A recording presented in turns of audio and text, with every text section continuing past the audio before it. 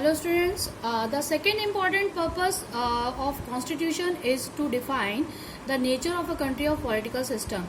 एक second important purpose क्या होता है कॉन्स्टिट्यूशन का, जो कि कंट्री का जो नेचर होता है, जो पॉलिटिकल सिस्टम राजनीतिक जो जिस प्रकार की चलती है वो समझाता है। जैसे कि एग्जांपल तौर से Nepal earlier constitution stated that, जो पुराना कॉन्स्टिट्यूशन नेपाल का था, जो पुराना संविधान था, वो बताता था कि वहां पर राजा राज कर रहा था and his council of ministers, और जो उसके दरबारी थे या मिनिस्टर्स मंत्री परिषद में मंत्री थे in countries that have adopted a democratic form of government or polity, the constitution play a crucial role laying out the certain important guidelines that govern decision making with these societies. और जो कि संविधान होता है वो play करता है, crucial role play करता है कि जो उसमें रूल्स रेगुलेशन है उसको ध्यान में रख के, उन गाइडलाइंस को ध्यान में रख के समाज को चलाना होता है या डिसीजन लेना पड़ता है, निर्णय लेना पड़ता है। In a democracy we choose our leaders that they can exercise power responsibly on our behalf. जो लोकतंत्र में जो लीडर्स चुन के आते हैं या हम जिनको चुनते हैं वो अपनी एक्सरसाइज जो करते हैं वो कॉन्स्टिट्यूशन को ध्यान में रखकर करते हैं। However, there is always the possibility that these leaders might misuse their authority and the constitution usually provides safeguards against it. ये नहीं है कि कोई सत्ता में अगर आता है या गवर्नमेंट चलाने के लिए आता है तो वो अपनी मन मर्जी से कुछ भी कर सकता है, ऐसा नहीं होता है। ऐसा बेटा सॉरी ऐसा इसलिए नहीं होता है कि क्योंकि जो हमारा संविधान है वो एक सेफगार्ड देता है। संविधान के दायरे में रह के उसको सरकार चलानी होती है, ना कि वो अपने तरीके से सरकार चलाए। This misuse of authority can result the gross injustice and demonstrated in the classroom situation below. इसको हम किस तरीके से समझेंगे, एक एग्जाम्पल के थ्रू, जो कि हमने एक क्लासरूम का एग्जाम्पल दिया है इन्होंने आपकी बुक में। Suresh in the class monitor, Suresh जो है क्लास में मॉनिटर है, ही इज अ बुली।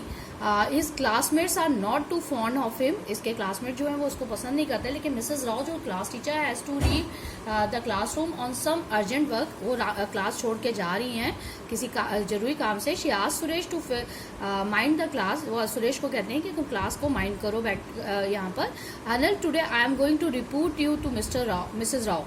अब सुरेश ये बोल रहा है किसी बच्चे को नाम लेके कि मैं तुम्हारी आज शिकायत करूंगा, but what I have done. Anil तो वो पूछता है कि मैंने किया क्या है ma'am, while you are away. अब सुरेश क्या कहता है उसको, मैम को, जो उनकी टीचर आती है क्लास में, कि Anil kept talking loudly, Anil बहुत तेज आवाज में बात कर रहा था, एंड डिस्टर्बिंग द क्लास, और क्लास को वो डिस्टर्ब कर रहा था। He would not listen to me, वो मेरी आवाज नहीं सुन रहा था। तो उसकी जो टीचर हैं वो अनिल को पनिशमेंट देती हैं, you will have to stay back, अब तुम स्कूल के टाइम बाद में, आज स्कूल के बाद रुकोगे, और 100 times I will not disobey the class monitor, इसको लिख के दोगे। But ma'am did not do anything, लेकिन वो बोलता है, मैम को रिक्वेस्ट करता है, कहता है कि मैंने ऐसा कुछ नहीं किया है। ये आपने इतना पढ़ा, उसके आगे देखिए क्या कह रहे हैं फिर। इन डेमोक्रेटिक सोसाइटी, अगर हम लोकतांत्रिक समाज की बात करें, the constitution often lays down the rules that guard against the misuse of authority by our political leaders.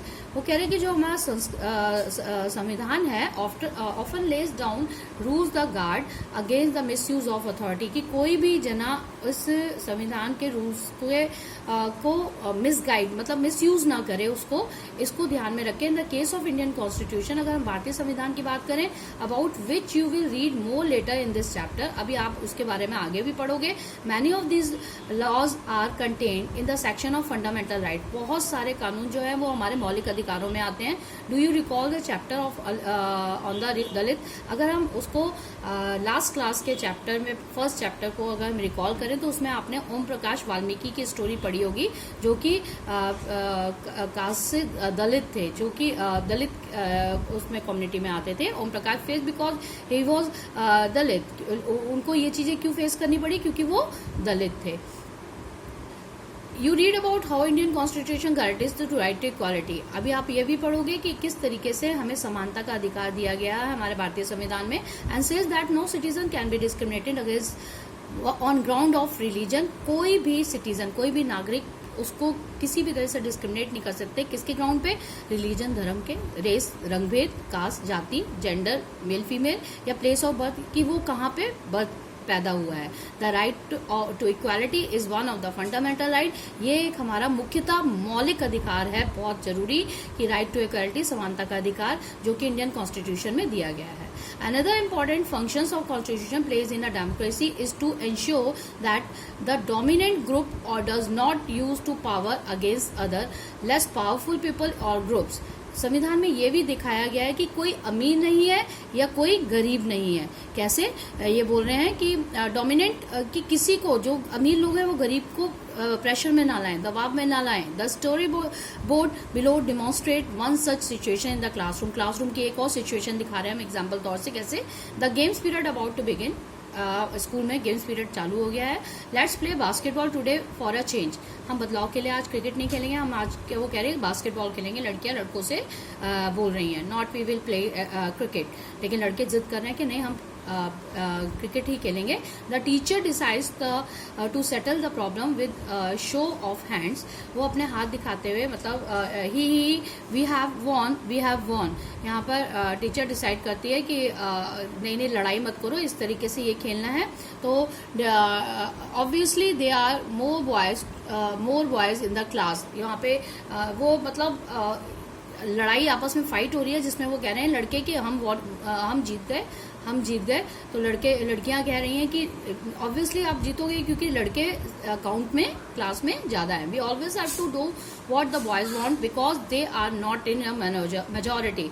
हमें वही करना पड़ता है जो लड़के चाहते हैं। Ma'am should think of another way to make